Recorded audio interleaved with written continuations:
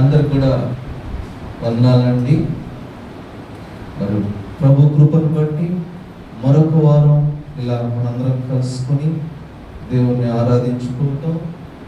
మరి ప్రార్థనలో ఇలా కొనసాగటం చాలా మంచిది, సంతోషం. సమయానికి దేవుని సన్నిధికి వచ్చిన బిడ్డలందరిని బట్టి వందనాలు. మీ అందరికి ప్రత్యేకమైన కృతజ్ఞతలు. వాక్య ధ్యానంలోకి వెళ్దామండి. అయితే నేను క్రిందటిసారి వచ్చినప్పుడే చెప్పాను, మనం లాస్ట్ టైం వచ్చినప్పుడు కీర్తనల గ్రంథం 15వ అధ్యాయం చదువుకున్నాం కదండి. 15వ అధ్యాయం మీద ధ్యానం చేసుకున్నాం.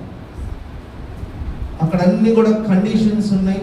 ఒకసారి కీర్తన గ్రంథం 15వ అధ్యాయం మొదటి వచనం ఒకసారి చదువుతారా? ఈరోజు దాని కొనసాగింపుగా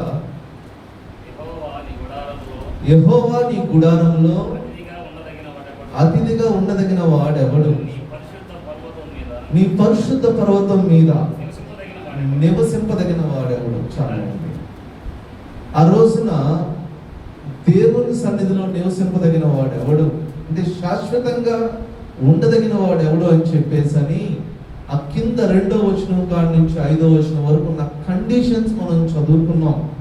ఏం చదువుకున్నాం? యథార్థమైన ప్రవర్తన కలిగి ఉండాలి, నీతిని అనుసరించి జీవించాలి, హృదయపూర్వకంగా నిజం మాట్లాడే వ్యక్తి అయి ఉండాలి, తన పొరుగువాని మీద కొండలకు చెప్పకూడదు, నిన్ను వలె నీ పొరుగువాన్ని ప్రేమించాలి, ఏమండి లంచాలు పుచ్చుకునే వ్యక్తిగా ఉండకూడదు, డబ్బులు బహుభయంకరమైన వడ్డీలు తిప్పేవారుగా ఉండకూడదని మనం మాట్లాడుకున్నాం.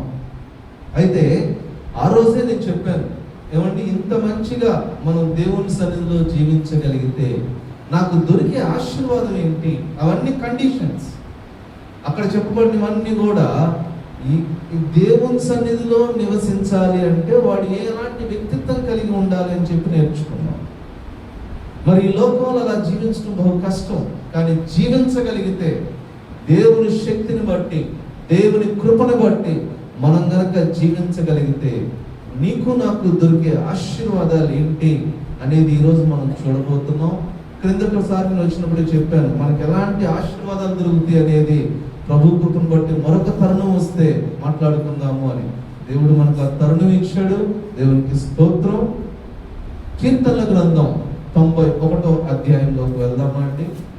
నేను ఆ రోజు చెప్పాను కీర్తన 91 నుంచి మాట్లాడతాను అని. నాకు తెలియదు ఎంతమంది చదువుకుని వచ్చారో. మంచిది. సహజంగా వాక్యం చెప్పేవాడు ఒక్కడే సిద్ధపడి వస్తే సరిపోదు, వినేవాళ్ళు కూడా ప్రార్థనతో సిద్ధపడి రావాలి. దేవుడు ఆ వాక్యం మన హృదయంలో పనిచేయాలి అంటే ఒకసారి ఈ కీర్తన 91వ అధ్యాయంలో మొదటి వచనం దయచేసి చదివి వినిపిస్తారా? మహోన్నతుని చాటున నివసించువాడే, సర్వశక్తుని నీడన విశ్రమించువాడే, ఆయనే నాకు ఆశ్రయము, నా కోట, నేను నమ్ముకొను నా దేవుడని నేను. చాలండి, యెహోవాను గురించి చెప్తున్నాను. కీర్తనల గ్రంథం 15వ అధ్యాయం మొదటి వచనానికి, ఇక్కడ 91వ అధ్యాయం మొదటి వచనానికి చాలా దగ్గర పోలిక ఉంది. అక్కడ కూడా నివసించేవాడు ఎవడు, మరి ఇక్కడ నివసించేవాడు. ఇక్కడ మనం మొదటిగా గుర్తుపెట్టుకోవాల్సింది, లేకపోతే జాగ్రత్తగా అర్థం చేసుకోవాల్సింది ఏంటి అంటే, నివసించువాడు అంటే దేవుని మందిరానికి వచ్చేవాడు అని కాదు అర్థం. ఎందుకంటే మనం దేవుని మందిరానికి ప్రతిరోజు రాము. ఆదివారం వస్తాం, మధ్యవారం లేదన్న ఉపవాస ప్రార్థన ఉన్నప్పుడు వస్తాం. నేను చాలా సంఘాల్లో గమనించింది ఏంటంటే, ఆదివారం ఎంతమంది వస్తారో ఉపవాస ప్రార్థనకి అంతమంది రారు. ఏమంటే ఇప్పుడు కొంతమంది వస్తారు, చర్చి నిండిద్ది, పండగలకైతే రోడ్డు మీద కూర్చుంటారు. ఉపవాస ప్రార్థనలకు ఎంతమంది రారు. కానీ గుర్తుపెట్టుకోవాలి, మధ్యవార ప్రార్థన, ఉపవాస ప్రార్థనలు బలమైన ప్రార్థనలు. ఎందుకంటే అక్కడ అందరూ ప్రార్థన చేయడానికి అవకాశం ఉంటుంది. ఇక్కడ అందరికి ప్రార్థన చేసే అవకాశం రాకపోవచ్చు. మనం ప్రార్థన చేస్తేనే బలవంతులుగా ఉంటాము. ప్రార్థన లేకుండా ఎన్ని వాక్యాలు విన్నా బలహీనులుగా ఉంటాము. సంఘానికి అది ప్రమాదకరమైన వ్యక్తులు ఎవరో తెలుసా? వారం వారం వాక్యం వినటం అలవాటు చేసుకున్న వాళ్ళు. ప్రార్థన లేకుండా వాక్యం ఏంటో అలవాటు చేసుకున్న వాళ్ళు చాలా ప్రమాదకరమైన వ్యక్తులు అంటారు. ఇక్కడ చూద్దాం. మరి ఒకసారి కీర్తనల గ్రంథం 15వ అధ్యాయానికి కీర్తనల గ్రంథం మనం మాట్లాడుకోబోయే 91వ అధ్యాయానికి మధ్య ఉన్న కొన్ని వ్యత్యాసాలు నేను చెప్పి ముందుకు వెళ్ళే ప్రయత్నం చేస్తానండి. కీర్తనల గ్రంథం 15వ అధ్యాయం ఏం చెప్తుంది అంటే, దేవుని సన్నిధిలో ఎవరు నివసించగలరు, ఎవరు ఉండగలరు. కిందసారి మనం మాట్లాడుకున్నాం, ఆ క్యారెక్టర్ అంతా మాట్లాడుకున్నాం. మరి కీర్తనల గ్రంథం 91వ అధ్యాయం ఏం చెప్తుంది అంటే, ఆ వ్యక్తిత్వంతో మనం కనుక దేవుని సన్నిధిలో నివసించగలిగితే దేవుడు మనల్ని ఎలా ఆశీర్వదిస్తాడు. అక్కడ ఏంటంటే ఎవరు నివసించగలరు, ఇక్కడ ఏంటి నివసించే వ్యక్తికి ఎలాంటి ఆశీర్వాదాలు దొరుకుతాయి. రెండోది, కీర్తన 15వ అధ్యాయం మన క్యారెక్టర్ గురించి మాట్లాడుతుంది. నీతిమంతుడిగా ఉండాలి, యథార్థవంతుడిగా ఉండాలి, అలాగే హృదయపూర్వకంగా నిజం పలికే వ్యక్తిగా ఉండాలి అని మన వ్యక్తిత్వం గురించి మాట్లాడుతుంది. మరి కీర్తన 91వ అధ్యాయం ఏం మాట్లాడుతుంది అంటే, ఇలాంటి వ్యక్తిత్వం కలిగిన వ్యక్తిని దేవుడు ఎలా రక్షిస్తాడు, గాడ్స్ ప్రొటెక్షన్ గురించి మాట్లాడుతుంది. అలాగే కీర్తన గ్రంథం 15వ అధ్యాయం దేని గురించి మాట్లాడుతుంది అంటే, పరిశుద్ధత గురించి మాట్లాడుతుంది. మరి ఇప్పుడు మనం నేర్చుకోబోయే 91వ అధ్యాయం అలా పరిశుద్ధంగా జీవించే వాడికి దేవుని యొక్క వాగ్దానాలు ఏంటి.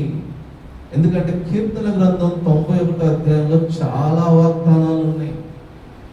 క్రొత్త సంవత్సరం కార్డుల మీద రాసుకోవడానికి ఇంచుమించుగా 4-5 వాగ్దానాలు దొరుకుతాయి దాంట్లో. చదవండి. నేను మన సమయాన్ని బట్టి నేను మొత్తం వివరించలేకపోవచ్చు. కొన్ని ఒక 2-3 వాగ్దానాలు మనం చూద్దాం ఈ రోజున. అలాగే కీర్తనల గ్రంథం 15వ అధ్యాయం విధేయత గురించి మాట్లాడుతూ ఉంది. మరి ఇక్కడ 91వ అధ్యాయం మనం నేర్చుకున్నట్టు వాగ్దానాల గురించి మాట్లాడుతున్నాం. సో అక్కడ బాధ్యత, అక్కడ రెస్పాన్సిబిలిటీస్, ఇక్కడ బ్లెస్సింగ్స్. సో ఇది ఆ అధ్యాయానికి ఈ అధ్యాయానికి మధ్య ఉన్న కనెక్షన్. ఎవరైనా 91వ అధ్యాయం చదివి పరిశుద్ధ గ్రంథంలో, ప్రభువా నువ్వు ఇంత గొప్ప దేవుడువా, ఇంత మంచిగా ఆశీర్వదించే దేవుడు అంటే కరెక్టే, ఆశీర్వదిస్తాడు, వాగ్దానాలు ఇస్తాడు. కానీ కీర్తనలో 15వ అధ్యాయం చదవకుండా ఇది చదివితే, నేను అది ఫుల్ఫిల్ చేయకుండా, నా జీవితంలో అవి నెరవేరకుండా, ఇవి నెరవేరాలి అంటే కష్టం అండి. అది ఎలా ఉంటుంది అంటే, పిల్లలు పరీక్షలు రాస్తూ ఉంటారు.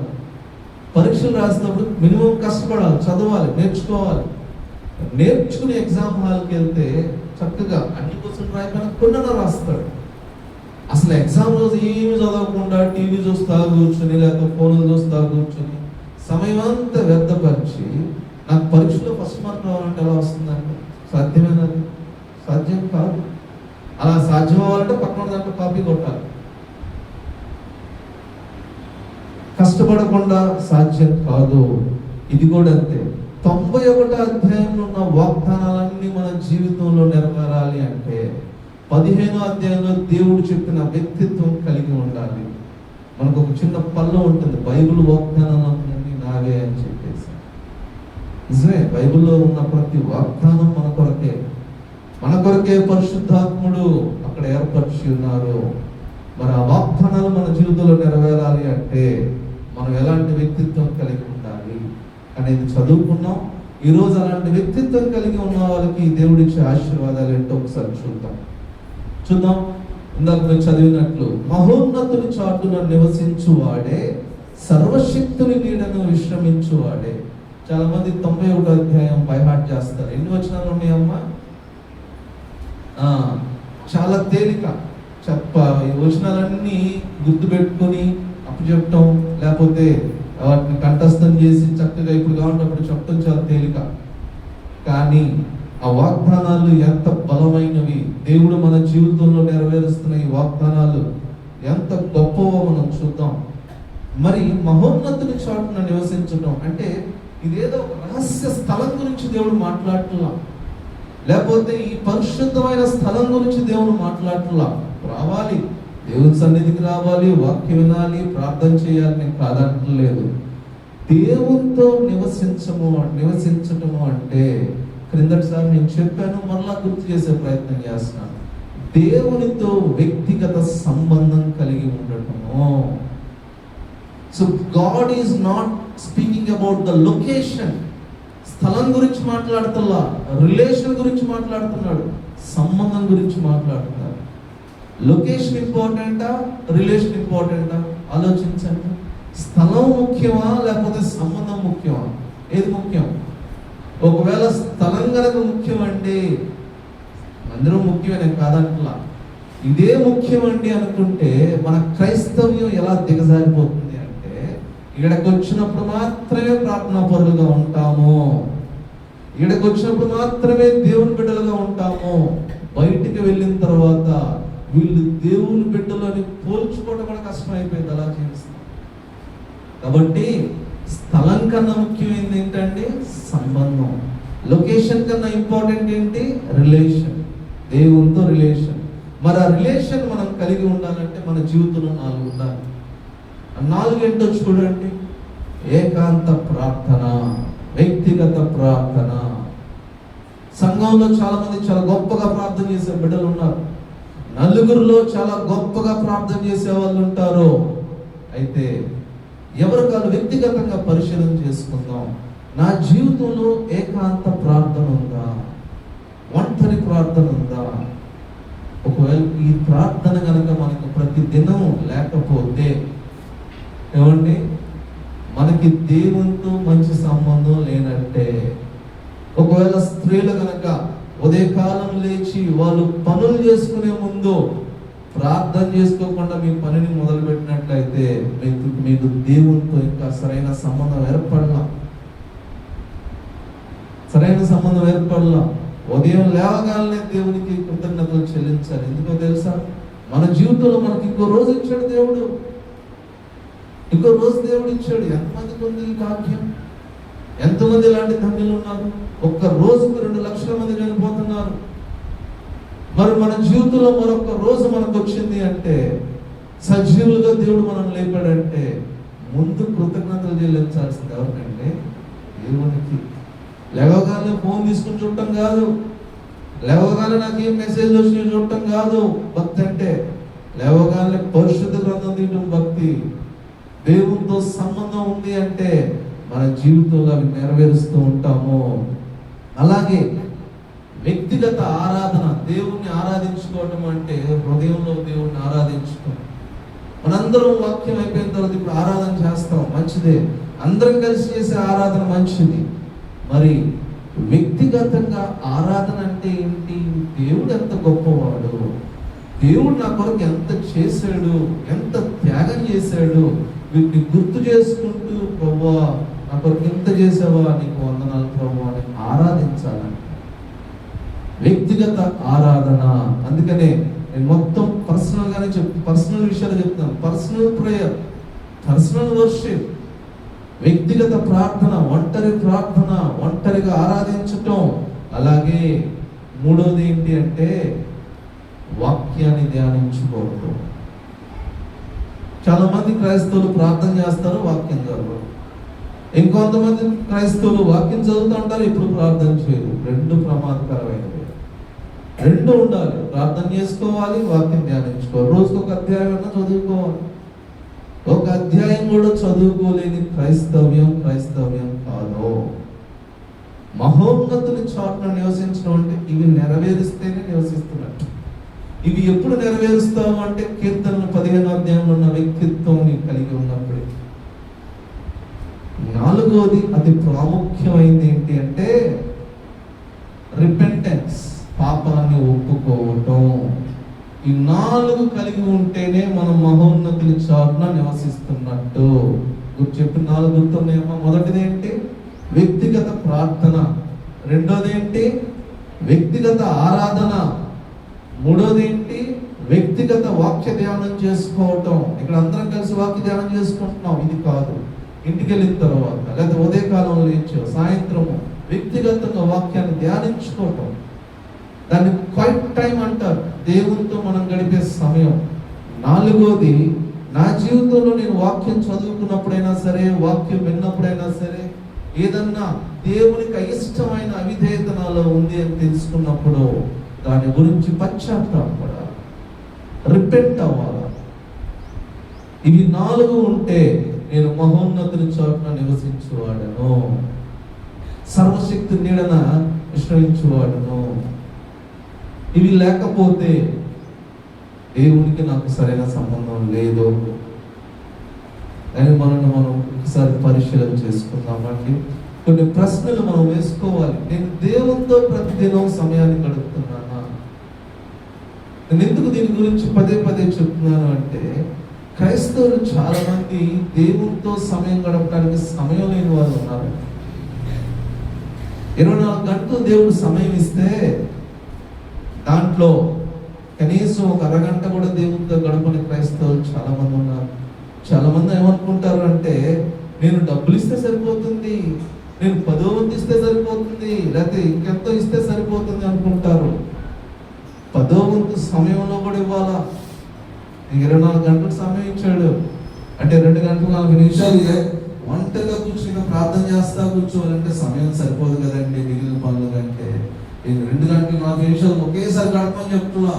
ఉదయం, సాయంత్రం, మధ్యాహ్నం నువ్వు చక్కగా దేవునితో గడిపే ప్రతి క్షణం కౌంటబుల్.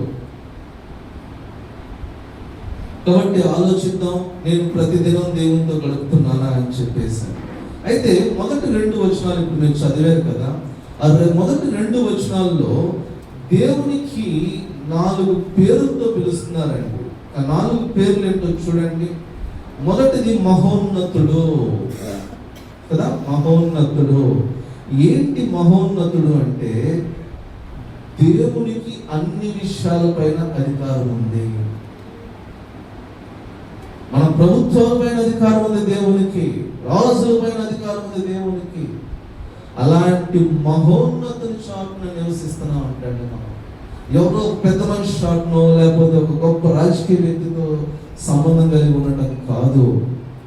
అధికారులకు అధికారి, ప్రధాన అధికారులకు అధికారి, ఇలాంటి గొప్ప అధికారితో మనం సంబంధం కలిగి ఉంటున్నాము. కాబట్టి మన జీవితంలో అయ్యో నాకు ఎటు దారి కనపడతలేదే ఈ సమస్య నుంచి బయట రావడానికి అన్నప్పుడు మనం గుర్తు చేసుకోవాల్సింది మొదట అధికారి, ఆ సర్వోన్నతుడిని, ఆ మహోన్నతుడిని మనం గుర్తు చేసుకుంటే ఖచ్చితంగా ఎలాంటి సమస్యల నుంచి అయినా దేవుడు మనల్ని బయటికి తీసుకురాగలంటే. 2వ పేరు ఏమనుందంటే సర్వశక్తి. మహోన్నతుని చాటున నివసించువాడు. తర్వాత ఏంటండి? సర్వశక్తిని నీడలో చక్కగా విశ్రాంతి తీసుకున్నాడు. ఆల్మైటీ అన్నారు ఇంగ్లీష్ బైబుల్లో. సర్వశక్తిమంతుడు అంటే ఇక్కడ ఒక మాట ఉంది ఇంగ్లీష్లో, ఏమనంటే అది ఆల్ సఫిషియంట్ వన్. అంటే అన్ని విషయాల్లో సమృద్ధి గలవాడు, మనకు అన్ని విషయాల్లో సమృద్ధినిచ్చే దేవుడు. అంటే నా సమస్య ఎంత పెద్దది అని కాదు మనం చూడాల్సింది, నా దేవుడు ఎంత గొప్పవాడు అని చూద్దాం. సమస్యలు లేని వాళ్ళు ఉన్నారు ఇక్కడ? ఉన్నారా? ఏమంటే నాకు ఏ సమస్యలు లేవని ఎవరైనా చెప్తారా? లేదు, చెప్పలేదు. మీరుంటే ఉన్నారా? నాకు బోల్డెన్ సమస్య. ప్రతి వ్యక్తికి సమస్యలు ఉంటాయి. అయితే సమస్య వైపు చూడటం కన్నా ఆ సమస్యకి పరిష్కారం ఇవ్వగలిగిన దేవుని వైపు చూద్దాం. నా సమస్య చాలా పెద్దదండి, నా ప్రాబ్లం చాలా పెద్దదండి అని అనొద్దు. నా దేవుడు చాలా పెద్దవాడు, నా దేవుడు చాలా గొప్పవాడు. ఎలాంటి సమస్యలు వచ్చాయని నన్ను బయట తీసుకురాగలిగిన గొప్ప దేవుడు. అలాగే ఇంకో పేరు ఏమవుతుందంటే యెహోవా. యెహోవా అనే పేరుంది. అలాగే మరొక పేరు ఏమవుతుందంటే నా దేవుడు, ఎలోహిం అంటారు. నా దేవుడు. అందుకని ఆదికాండం 1వ అధ్యాయంలో ఎలోహిం అని ఉంటుంది అక్కడ హెబ్రూ భాషలో. అంటే దాని అర్థం ఏంటో తెలుసా? దేవుడు గొప్ప దేవుడు, సృష్టికర్త. 1వ అధ్యాయం అంతా అదే కదా, సృష్టికర్తే కదా. రక్షణ పొందిన తొలి దినాల్లో ఆ మొదటి రోజు ఏంటి, 2వ రోజు ఏంటి, ఇలా చేసుకుంటూ వచ్చి కొన్ని డౌట్లు చాలా వచ్చాయి. అయితే నేను నెమ్మదిగా తెలుసుకుంది ఏంటి అంటే, దేవుడు సృష్టికర్త. సృష్టి ఎలా చేశాడనేది ప్రాముఖ్యం కాదు, ఎందుకు చేశాడనేది ప్రాముఖ్యం. How is not important, why is important. ఎలా చేశాడనేది మనకు ప్రాముఖ్యం కాదు, ఎందుకు నా కోసం చేశాడు. నాకన్నా ముందు నా కోసం అందమైన సృష్టిని చేశాడు. సో ఈ 4 విషయాలు మనం జ్ఞాపకం చేసుకుందాం. అయితే దేవుడు మనకు ఒక మాట చెప్తూ ఉన్నాడు, చూడండి 2వ అధ్యాయం ఒకసారి 2వ వచనం మరొక మాట చదవండి. ఆయనే నా ఆశ్రయము, నా కోట, నేను నమ్ముకున్న నా దేవుడు. చూడండి, ఆయన నా ఆశ్రయము, నా కోట. పూర్వం రాజుల దినాల్లో కోటలు ఉండేవి. ఇప్పటికీ కొన్ని స్థలాలు ఉన్నాయి, వెళ్తా ఉంటారు చూడటానికి. ఆ కోట ఎంత శ్రేయస్కరమైందో తెలుసా? అంటే మనకి ఎలాంటి ప్రమాదం రాకుండా ఆ కోటలో నివసించేవారు. ఆ కోటలో ఎత్తైన స్థలం ఒకటి ఉండేది. అక్కడి నుంచి కొంతమంది సైనికులు చుట్టూ ఎప్పుడు చూస్తూనే ఉంటారు. ఎందుకో తెలుసా? శత్రు సైన్యం వస్తుందేమో అని చెప్పేసి. దేవుడు మన ఆశ్రయం. ఇదే వాక్యం కీర్తన గ్రంథం 18:2 అనుకుంటా. ఒకసారి చదవండి అమ్మా. కీర్తన గ్రంథం 18:2.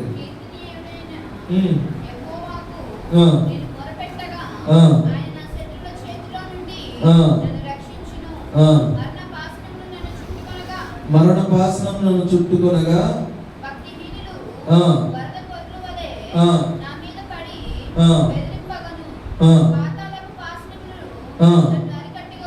అరికట్నను.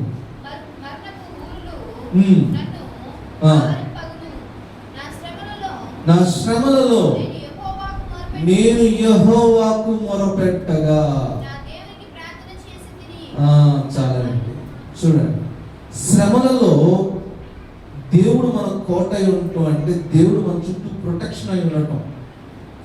ఆ ప్రొటెక్షన్ ఎలాంటి కాపుదలంటే మన శ్రమల్లో మనకు దేవుడు గుర్తు రావాలంటే. ఒక పాస్టర్ గారు, వారి భార్య, వాళ్ళ కుమారుడు ఒక దేశంలో ప్రార్థించటానికి, క్రైస్తవ్యంలో జీవించటానికి ఆ దేశం యొక్క రాజకీయం, ఆ దేశం యొక్క చట్టం ఒప్పుకోదంట. అది నాస్తిక దేశం. అయితే వీళ్ళు ప్రార్థన చేస్తూ కొంతమందిని దేవుళ్ళకి నడిపిస్తూ ఉన్నారు. అప్పుడు ఆ చట్టం ఒక నిర్ణయం తీసుకుంది. ఆ నిర్ణయం ఏంటో తెలుసా? ఈ పాస్టర్ గారిని, ఆ కుటుంబాన్ని కనుక మనం చంపేస్తే అప్పుడు ఈ దేశంలో ఇంకా వాక్యం చెప్పేవాళ్ళు ఉండరు. కాబట్టి హ్యాపీగా మన నాస్తికత్వాన్ని అలాగే అభివృద్ధి చేసుకోవచ్చు అనుకున్నారు. ఆ చట్టం మీద సంతకం పెట్టారు. హైయర్ ఆఫీషియల్ చంపేసేయండి. సైన్యం వచ్చిందంట. ఆ ఇంటి చుట్టూ, ఆ ఇంట్లో కేవలం 3 ఉన్నారు. ఆ టైంలో సైన్యం వచ్చింది, రెడీ అయిపోయింది చంపేయడానికి. లోపల కూర్చున్న ఈ 3 సహజంగా చంపడానికి వస్తున్నారు అంటే టెన్షన్ వచ్చేసింది, భయం ఎవరికైనా వచ్చేసింది. అయితే వీళ్ళ 3 మనం ఒక అధ్యాయం చదువుకుందామని కీర్తన 91 అధ్యాయం చదువుకుందాం.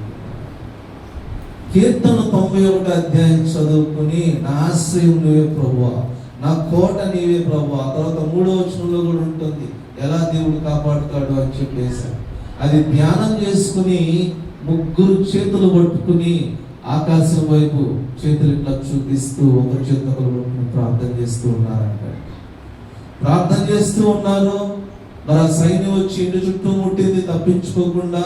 కొంత సమయం తర్వాత సైన్యం తిరిగి వెళ్ళిపోయిన తర్వాత ఏ అధికారి అయితే వీళ్ళని చంపేయడానికి సంతకం పెట్టాడో అధికారి మారు మనసు పొందాడు.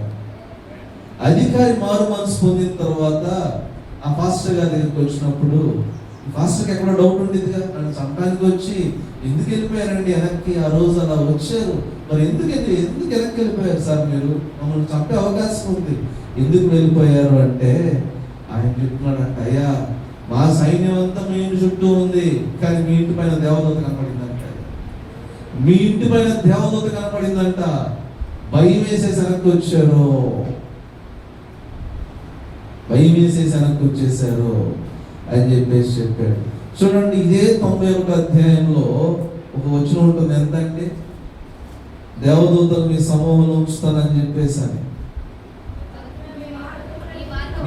ఎన్నో వచ్చిన అది చదవండి, 11వ వచనం. నీ మార్గములన్నిటిలోనూ నిన్ను కాపాడుటకు ఆయన నిన్ను గూర్చి, దూతకి కాదు దూతలకి, అంతేనా? దూతలకు. ఒక్క దూత శక్తి ఏంటంటే 1,85,000 మంది సైన్యాన్ని చంపేయగలరు. అలాంటి దూత కాదు, దూతలకు ఆజ్ఞిస్తున్నాడంట. మరి ఆ రోజున ఆ పాస్టర్ గారు విశ్వాసంతో నివసించారు, విశ్వాసంతో ఉన్నారు. మహోన్నతుని చాటున నివసించడం అంటే అదే. సమస్య రాగానే, చాలా మంది సమస్య రాగానే దేవునికి దూరం అయిపోతూ ఉంటారండి. కానీ సమస్య వచ్చినప్పుడు దేవునికి దగ్గర అవుతూ ఉంటారు, దేవుని దగ్గర అవుతూ ఉంటారు. రెండు ఎక్స్ట్రీమ్స్ మన క్రైస్తవులు నేను గమనిస్తూ ఉన్నాను. కొంతమంది కేవలం సమస్య వచ్చినప్పుడే ప్రార్థన చేస్తారు, కొంతమంది మంచి ప్రార్థనా పనులే, కానీ సమస్య రాగానే దేవుని కన్నా మనుషుల దగ్గరికి వెళ్తూ ఉంటారు. ముందు దేవుని దగ్గరికి వెళ్ళాలి. దేవుడు ద్వారాలు తెలుస్తాడు ఎక్కడో మనకి సహాయం చేయడం కోసం. మనుషులు కాదు, దేవుడు ప్రాముఖ్యుడు, దేవుడు ఫస్ట్. ఈ పాస్టర్ గారు ఎలాగైతే ప్రార్థన చేశారో అలా ప్రార్థన చేయాలంటారు. సరే, ఒకటి మనం నెక్స్ట్ 3వ వచనం చూడండి ఒకసారి.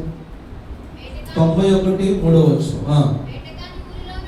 వేటగాని ఊరిలో నుండి ఆయన నిన్ను విడిపించును, నాశనకరమైన తెగులు రాకుండా నిన్ను రక్షించును.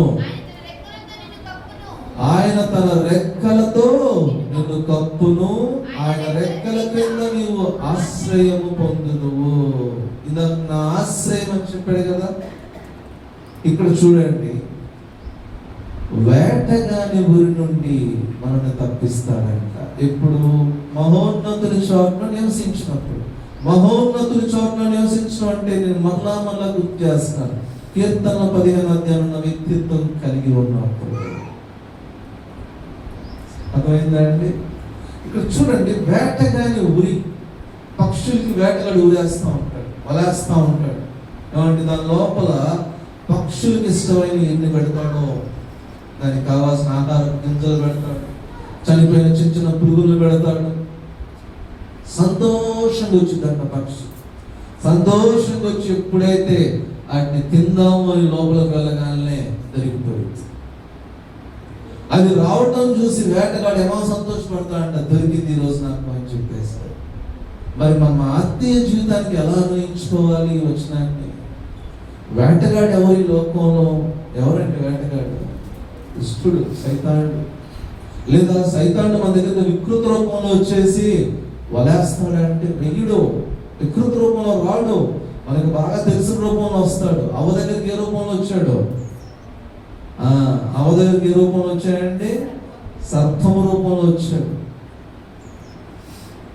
అలాగే ఈ లోకంలో మనల్ని శరీరాశలోకి నెట్టేయడానికి, నేత్రాశలోకి నెట్టేయడానికి, జీవపు డంబం కనపరుచుకోవడానికి సైతానుడు వేటగాడు వలె బాగా తెలిసిన రూపంలో వచ్చేస్తాడు. ఆ రూపాన్ని మనం కాదని రూపం. ఏమండి? ఒక చక్కని ప్రార్థనాపరుడు అబ్బాయి దగ్గరికి ఒక అందమైన అమ్మాయిలాగా వచ్చేస్తాడు సైతాన్. చక్కని అమ్మాయికి ఎలా వస్తాడు అంటే ఒక అందమైన అబ్బాయిలాగా వచ్చేస్తాడు. అలా వచ్చినప్పుడు వాళ్ళని తిరస్కరించడం కష్టమైపోయింది, నో అని చెప్పడం కష్టమైపోయింది. విశ్వాసులు గుర్తుపెట్టుకోవాల్సింది ఏంటంటే నో అని చెప్పగలరు. వద్దు, కాదండి, కుదరదండి అని చెప్పగలరు. ఒక చోట వాళ్ళు పూజ చేసుకున్న ప్రసాదాలు ఇస్తున్నప్పుడు మొహమాటం కొద్ది తీసుకున్నారు చాలా మంది ఉన్నారు. నో, మేము తినమండి అని సున్నితంగా తిరస్కరించడం నేర్చుకోవాలా. ఇది చెయ్యకపోతే, ఇలా ఉండకపోతే మన జీవితంలో మనం విశ్వాసులుగా కొనసాగుతున్నట్టు కాదండి, నామకార్థపు క్రైస్తవులుగా జీవిస్తున్నట్టు. నామకార్థపు క్రైస్తవులు దేవునికి అవసరం లేదు. చోట్ల నివసించే వాళ్ళు కావాలి. దేవునితో ఒక మంచి సంబంధం కలిగిన వ్యక్తులు దేవునికి కావాలి. ఇక చూడండి, ఇక్కడ ఒకసారి మత్తయి సువార్త 23వ అధ్యాయం 37వ వచనం ఒకసారి చదువుతారా? వేటగాడు తన ఊరి నుంచి తప్పిస్తుంది. ఎలా దేవుడు మనల్ని సంరక్షిస్తున్నాడు ఒకసారి చదువుతారా? 23:37 అమ్మా, అదేనా?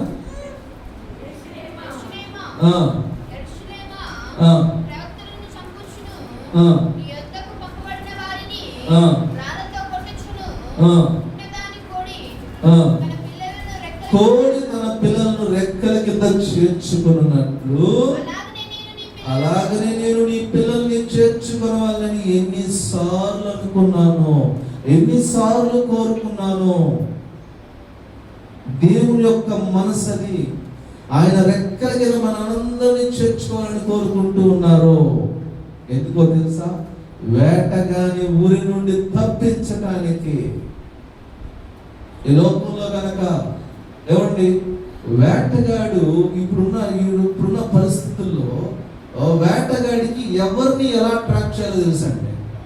చిన్న పిల్లల్ని ఎలా ట్రాప్ చేయాలో తెలుసు, యవనస్తులు ఎలా ట్రాప్ చేయాలో తెలుసు, నడి వయసు గల వారిని ఎలా ట్రాప్ చేయాలో తెలుసు, వృద్ధాప్యం ఉన్న వారిని ఎలా ట్రాప్ చేయాలో తెలుసు. వాడికి అన్ని ట్రిక్స్ తెలుసు. కాబట్టి ఏ వయసు వారైనా సరే, ఎంత పెద్ద విశ్వాస అయినా సరే, ఎంత సీనియర్ విశ్వాస అయినా సరే, లేక నాకులాగా వాక్యం చెప్పేవాడైనా సరే, మనము దేవుని రెక్కల క్రిందకి వెళ్ళిపోవాలంట. అయ్యో, నేను వాక్యాలు చెప్పేవాడు నాకేం కాదండి, నేను 30 సంవత్సరాల నుంచి విశ్వాసం నాకేం కాదండి, ఈ అహం మనకొద్దు, ఉండటానికి వీల్లేదు. ఎందుకంటే సైతానుడు గర్జించు సింహం వలె తిరుగుతూ ఉన్నాడు. తెలుసా? ఎప్పుడు ఎవరిని మృంగుదమా అని చెప్పేసి వాడు వెయిట్ చేస్తున్నాడు అంటండి. ఎలా వెయిట్ చేస్తాడో తెలుసా? ఈ వాక్యాన్ని బయటికి వెళ్ళే టయానికి అక్కడ వెయిట్ చేస్తూ ఉంటాడు. ఈ విన్న వాక్యాన్ని ఈ విశ్వాసి మైండ్ లోంచి ఎలా తీసేయాలి, ఈ విశ్వాసి హృదయంలోంచి ఎలా తీసేయాలి.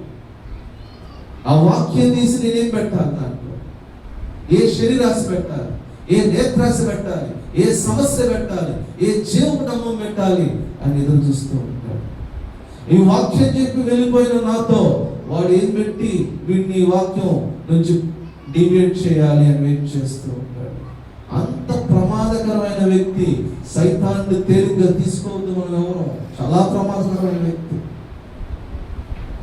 మనల్ని దేవుడి నుంచి దూరం చేసేవాడు. ఎవరిని మింగుదామా అని చూస్తున్నాడు. నవ్వితే మరి టైం సరిపోదా, మింగేస్తాడంట. ఏమంటే సింహం చేతిలో పడితే, ఒకవేళ నిజంగా మనం కనుక ఒక సింహానికి దొరికిపోతే మన ప్రాణం ఎంతసేపులో పోయింది చెప్పండి? అంటే ఎంతసేపు ప్రతిఘటించగలం? అసలు కొంతమంది చూడగానే చచ్చిపోతారు కదా, చూడగానే చచ్చిపోతారు అమ్మో అని చెప్పేసి. ఒకవేళ దానికి దొరికితే నిమిషాల్లో మనం చంపేస్తుంది. ఒకవేళ ఈ లోకంలో అపవాదిని కనుక మనం దొరికిపోతే మన ఆత్మీయ జీవితం నిమిషాల్లో కోల్పోయింది. నిమిషాల్లో కోల్పోతాం. 20 సంవత్సరాలు భక్తి చేసిన సంసోను ఒక ప్రాంతం వెళ్ళగానే, ఒక ఆమెను చూడగానే ఆత్మీయ జీవితం కోల్పోయాడు. ఎంతసేపు అండి? ఒక శరీరాశలో పడిపోతే ఎంతసేపు మన ఆత్మీయ జీవితం? నువ్వు ఎన్ని సంవత్సరాలు విశ్వాసం అయితే ఏంటి? ఎంత ప్రార్థన చేస్తే ఏంటి? శోధన వచ్చినప్పుడు నిలబడలేని స్థితి నీలో నాలో ఉన్నప్పుడు ఎంత ప్రార్థన చేసే ఫలితం అంటే?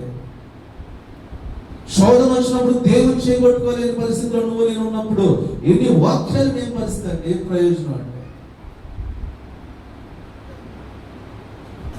కాబట్టి మహోన్నతుని చోట్ల నివసించాలి. అలా నివసించే వాళ్ళకి శోధనలు రావని చెప్పలా, భయాలు రావని చెప్పలా.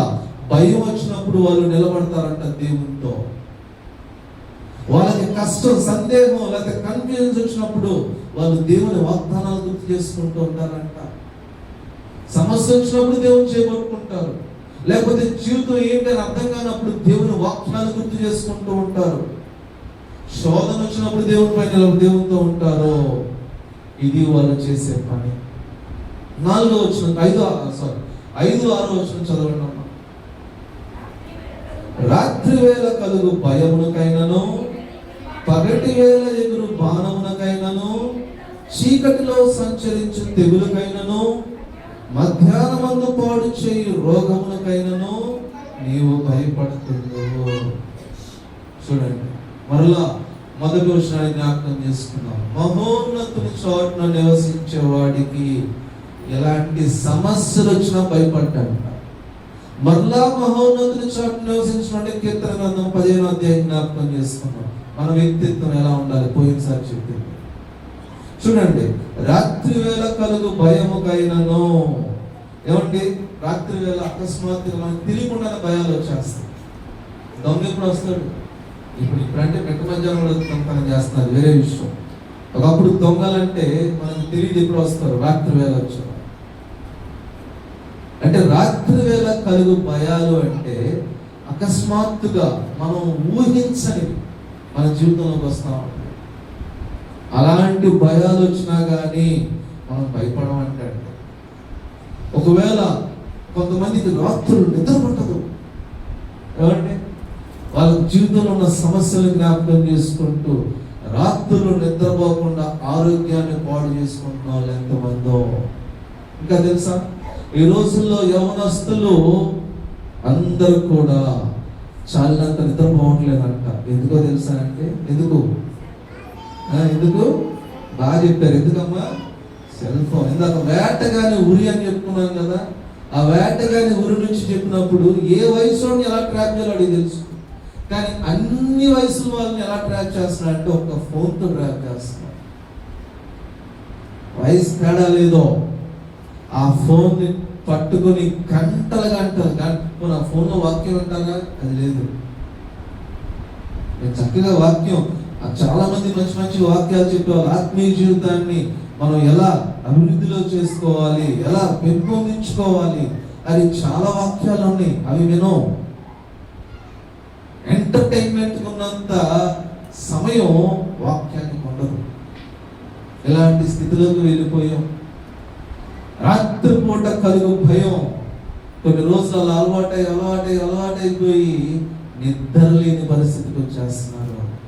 మీకు తెలియకుండానే మీ ఆరోగ్యాన్ని పాడు చేసుకుంటున్నారు. పిల్లలు, మీ ఆరోగ్యం పాడైపోతుంది. దేవుడు మీకు ఇచ్చిన ఆరోగ్యాన్ని ఎందుకు పాడు చేసుకున్నారు?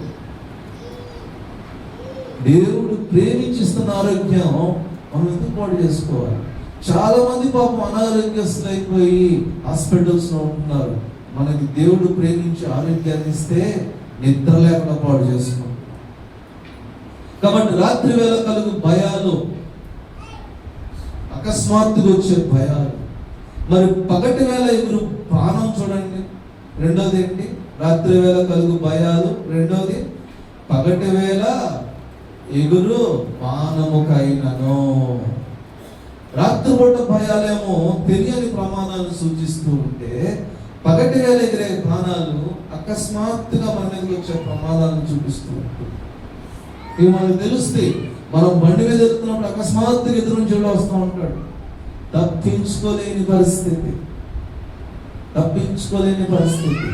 అంటే ఈ వాక్యం మనకు అర్థం అవ్వాలి అంటే, ఏ సందర్భంలో రాయబడి ఉంది ఈ వాక్యం? ఇశ్రాయేలు ప్రజలు 40 సంవత్సరాలు అరణ్యంలో ప్రయాణిస్తూనే ఉన్నారు కదండి. ఐగుప్తు దేశం నుంచి కానాను దేశం చేరుకోవడానికి వారికి 40 సంవత్సరాలు పట్టేది. ఈ 40 సంవత్సరాలు వాళ్ళు అడవుల నుంచే వెళ్ళారు, అరణ్యాల నుంచే వెళ్ళారు. మరి వాళ్ళని కాపాడింది ఎవరైంది? దేవుడు కదా. మరొకసారి చదవండి 5వ వచనం. రాత్రి వేళ కలుగు భయముకైనను, పగటి వేళ ఎగురు బాణములకైనను, తెగుళ్ళకైనను, వచ్చు రోగముకైనను మీరు భయపడాల్సిన అవసరం లేదు. దేవుడు ఆ ప్రజలతో చేస్తున్న వాగ్దానం. కీర్తనలు 91వ అధ్యాయం పైన ఎవరు రాశారని రాయబడాల. చూడండి, ఎవరన్నా ఆధార్ పేరు ఉందా? సహజంగా పండితులు, బైబిల్ స్కాలర్స్ ఏం చెప్తారు అంటే, అలా రాయినప్పుడు దానికి పైన అధ్యాయంలో ఎవరు రాశారో చూడండి. 90వ అధ్యాయం ఎవరు రాశారు? మోషే. కాబట్టి ఎప్పుడైనా రాయినప్పుడు కింద అధ్యాయం కూడా వాళ్ళే రాశారు తీసుకోండి, 90% వర్తిస్తుంది. కానీ ఎవరు రాసిన రాయించింది దేవుడు, పరిశుద్ధాత్మైన దేవుడు రాయించాడు. కాబట్టి దేవుడిచ్చే కాపుదల అలా ఉంటుందంటండి. మహోన్నతుని చాటున నివసించే వారికి దేవుడిచ్చే కాపుదల అలా ఉంటుంది. ఒక వ్యక్తి ఉన్నాడు అంటండి. ఆ వ్యక్తి చాలా పేద వ్యక్తి, పరిచయం చేసుకుంటూ తిరిగే వ్యక్తి, ఒక సైకిల్ మీద పరిచయం చేసుకుంటూ తిరిగే వ్యక్తి. ఆ వ్యక్తికి అన్ని ప్రాంతాలకు వెళ్ళి దేవుని వాక్యాన్ని ధ్యానించాలి, చెప్పాలి అని ఆశ ఉండేదంట. అతని దగ్గర డబ్బు ఉండేది కాదు. మరి ఆ వ్యక్తి ఒకరోజు వెళ్తూ ఉన్నప్పుడు దారి తప్పిపోయి ఒక అడవిలోకి వెళ్ళిపోయాడు. అడవిలోకి వెళ్ళిపోయిన తర్వాత ఆ వ్యక్తి అనుకున్న మాట ఏంటంటే, దేవా, నేను ప్రయాణం చేయలేను, ఇంకా నాకు ఓపిక లేదు. మరి ఇది చూస్తే అడిగి ముందుకు వెళ్ళలేను, వెనక్కి రాలేను. కాబట్టి నా వల్ల కాదు ప్రభువా, నేను ఇక్కడ పడుకుంటున్నాను, నీ మీదే అనుకుంటున్నాను అని చెప్పి ఒక సర్కిల్ తీసుకున్నాడంట.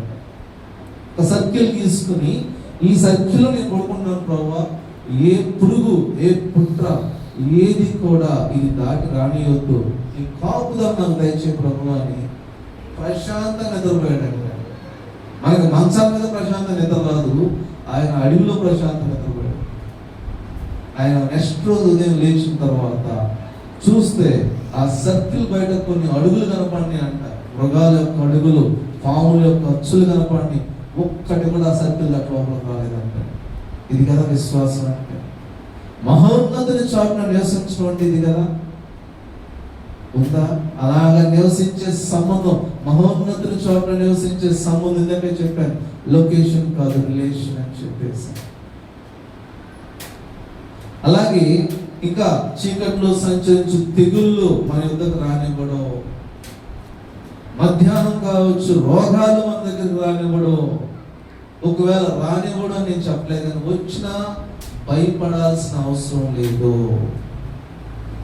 మరలా చెప్తున్నాను, నా సమస్య ఎంత పెద్దది అని చూడొద్దు, నా దేవుడు ఎంత గొప్పడని చూడటం అలవాటు చేసుకోండి.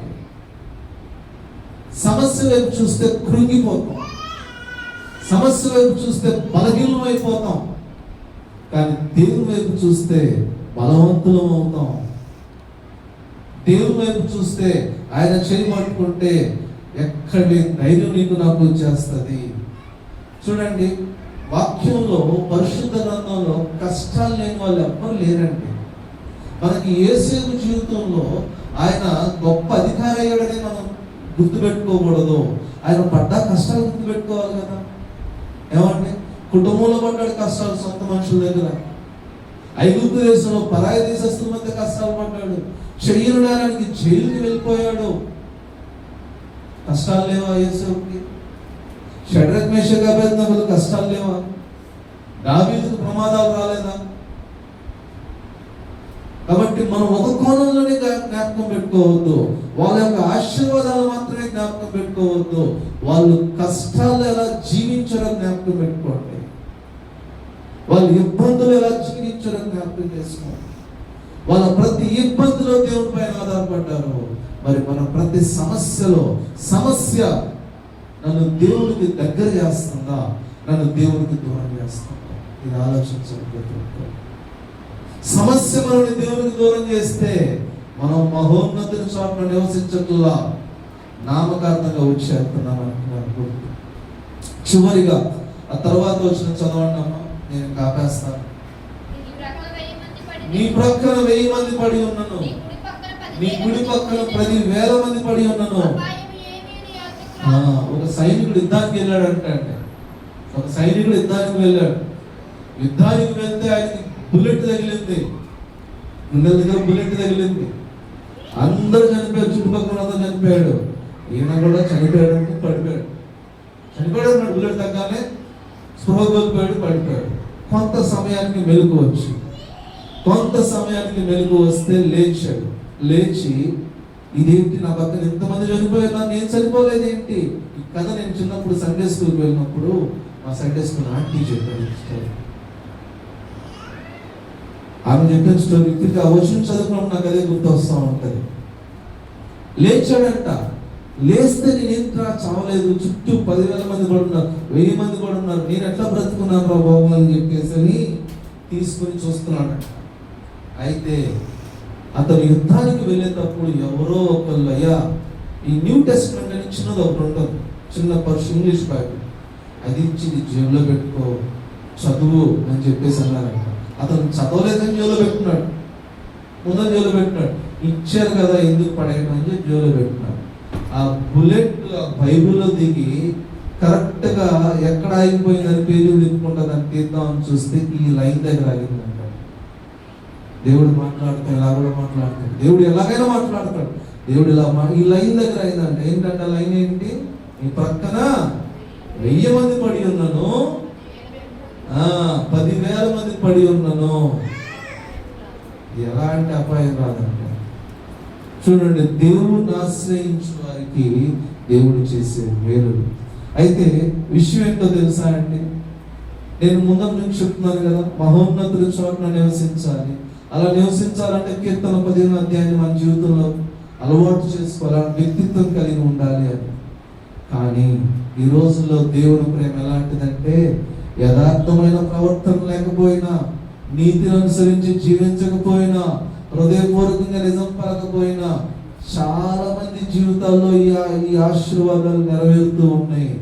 అంత మాత్రం చేత దేవుడు ఆ విషయాల్లో మమ్మల్ని ఎక్స్క్యూజ్ చేశాడులే అని అనుకోకండి. దేవుడి ప్రేమ, మన బిడ్డలు మనం తప్పులు చేసి మనం ప్రేమిస్తాం. మనందరం దేవుని బిడ్డలం. వాక్యానుసారంగా పర్ఫెక్ట్ గా జీవించకపోయినా, మన జీవితంలో చిన్న చిన్న లోటుపాట్లు ఉన్నా, అవిధేయతలు ఉన్నా దేవుడు ప్రేమిస్తున్నాడు. కాబట్టి ఇంత ప్రేమించే దేవుడు మనకున్నప్పుడు, మన జీవితాన్ని సరి చేసుకునే అవకాశం మనకి ఇచ్చినప్పుడు సరి చేసుకోవాలా వద్దా అంటే, సరి చేసుకోవాలా వద్దా? సరి చేసుకోవాలి. సరి చేసుకోకపోతే సరి చేసుకుంటూ జీవించడమే మహోన్నతుల చోట్ల నివసించడం.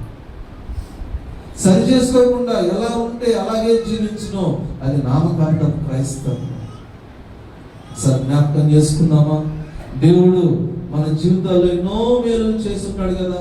ఆ మేలును ఒక్కసారి జ్ఞాపకం చేసుకుని ఒక్క 2 నిమిషాలు ప్రార్థన చేసుకుంటావా ప్రియ బిడ్డ, దేవుడి బిడ్డ? 2 నిమిషాలు. మనం ఎన్నోసార్లు పాటలు పాడుకుంటున్నాం, లెక్కింపలేని మేలులు నా జీవితంలో చేసాం ప్రభువా. పాట పాడటం వరకు మన జీవితాన్ని సరిపెట్టొద్దు. కృతజ్ఞత కలిగి ఉందాం. ఆ జీవితం ఏంటి, ఎలా జీవించాలి అని చెప్పి ఒక్కసారి జ్ఞాపకం సరి చేసుకుందామండి. ఒక్కసారి ప్రార్థన చేసుకుందాం. ప్రభువా, మీ నీడలో నివసిస్తాను ప్రభువా, మీ నీడ ఎప్పటికీ మారదు ప్రభువా. మనుషుల నీడలైతే సీజన్ బట్టి మారిపోతుంది ప్రభువా, కానీ నేనైతే మీ నీడలో నివసించాలని ఆశపడుతున్నాను ప్రభువా.